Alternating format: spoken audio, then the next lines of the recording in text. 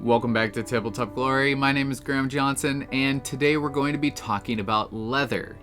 Now, I'm not going to be covering the broad spectrum of how to paint leather today. However, we are going to be covering this through the lens of my 101 series. Now, if you're not familiar with the 101 series, that's absolutely fine.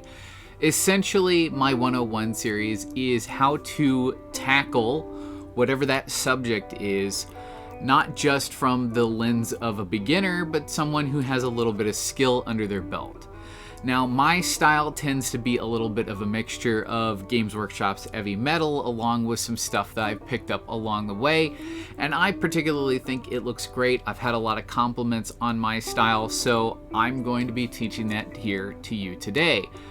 Now, today's video can be applied not just to browns, which is what we're going to be painting with today, but you can apply those to reds and blues and whatever colors that you really want. You should be able to get a very similar effect as long as you follow the formula, as I'm able to do that as well, whether it be, like I said, reds, blues, or whatever. In any case, enough rambling. Let's get on with the tutorial.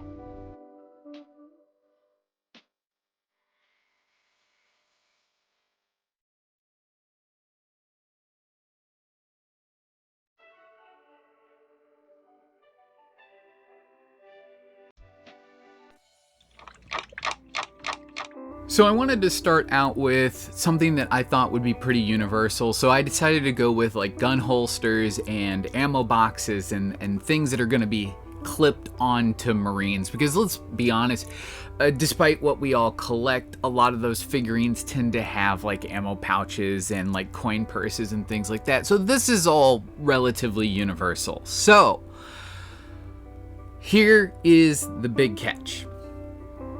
I'm not really going to be talking about color names in today's video because I want you to interpret what I'm telling you based on what you have.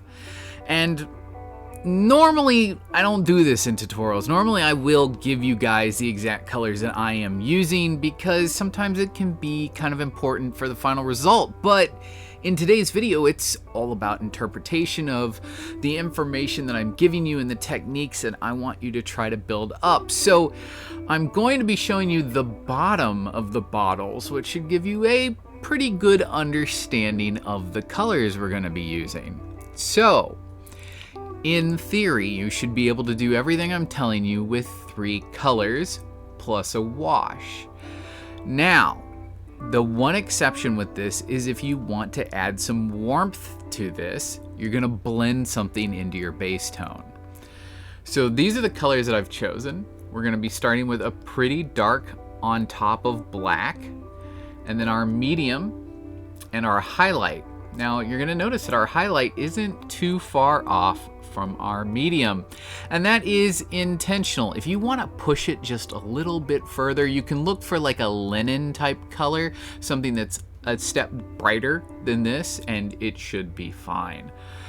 When it comes to your wash, you're going to want something pretty dark.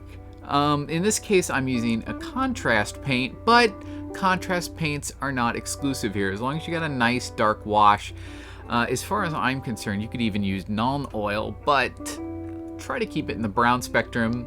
If you're doing brown, if you're doing another color, try to keep it in that color spectrum. Now, my one exception is if you want your base tone to be a little bit warmer, maybe a more aged look, but not quite dried out like some leather can look, just add a little bit of a red brown into it. And usually about a 50-50 mix is going to get you a pretty warm, well-loved looking base tone without it looking dried out. But if you want a really old leather that may be a little on the dry side, you can just stick with a nice matte deep brown and just leave the red tones out. Now, a example of this in another color is going to be blue. Now, in the case here, I'm gonna have to show you the side of the bottle because I haven't shook it up very well. But we've got our nice deep tone, our mid tone, and our highlight. Now, I am going to say the exception when it comes to adding colors to do different colored leather is if you want an exceptionally deep scratch or an exceptionally well-worn and well-weathered appearance, you may want to go ahead and take some of your linen or your super bright kind of brownish tones, the stuff that's more on the khaki side, and add just a little bit to this or on top of your brightest tone in order to look like an exceptionally deep cut, or as though the leather is starting to lose its dye because it's so worn out, it's getting beyond the layers that have been dyed blue or red or whatever color you're going for. Now, the trickiest colors that you're probably going to do this with are going to be yellows. And the reason for that is your dark to bright is going to be so close together. It's going to be real hit or miss, and you might be going back and forth between your darks and lights until you get something you're really happy with. The only thing that I can give you that might help you here is going to be adding a little bit of orange into your initial yellow. Putting some orange into that base tone is going to give you a wider range to play with, and even doing a very, very light glazing of a brown in the deepest shadows is going to also help you sell that effect. But that is my only advice for something like a yellow. Now, our next step is going to be to try and lock in a little bit of contrast. Now, you can use a darker brown, or you can take a little bit of black and blend that in with the brown that you used for your base tones.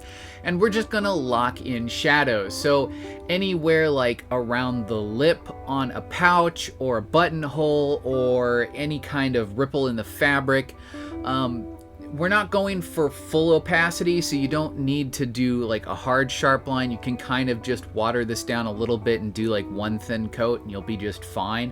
This doesn't need to be rocket science too, so if you don't get 100% coverage across the entire lip or the entire ripple, it's not going to be the end of the world. And you may decide that you want to skip this step if you're going to go ahead and use a wash later on.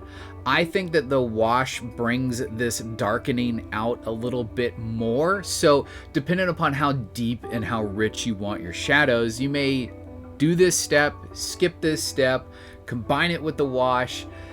You're going to find out that this video is all about how much do you want to add, how much time do you want to take, and what level of detail that's going to result in.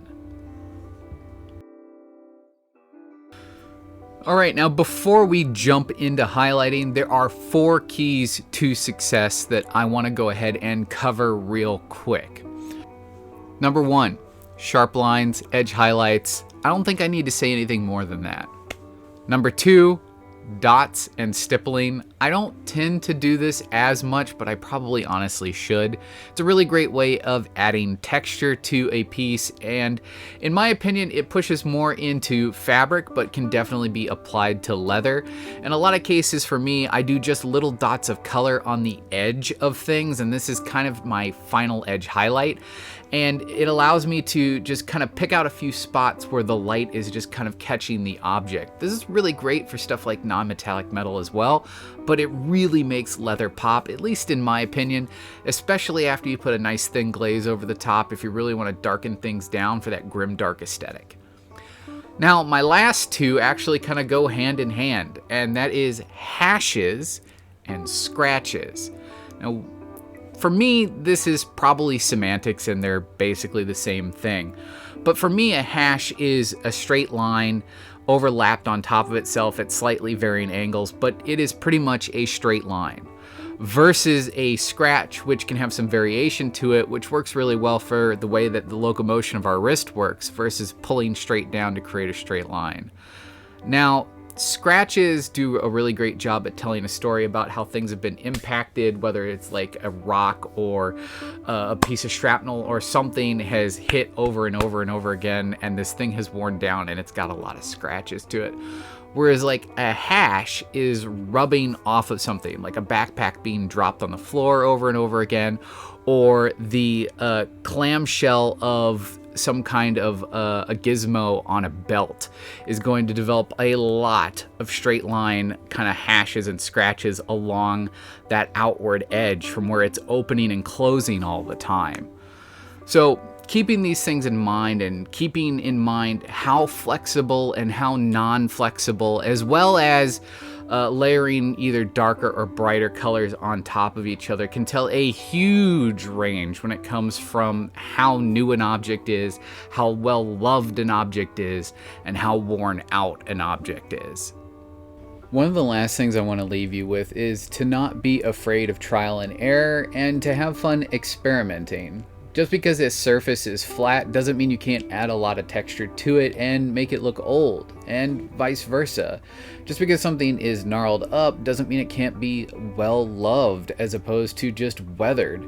Have a lot of fun with what you're doing, experiment with colors, and hopefully if you've taken anything away from this, it's that edge highlighting is something that comes in a lot of shapes and forms, and depending upon the way that you approach it can really affect the way that the final product looks.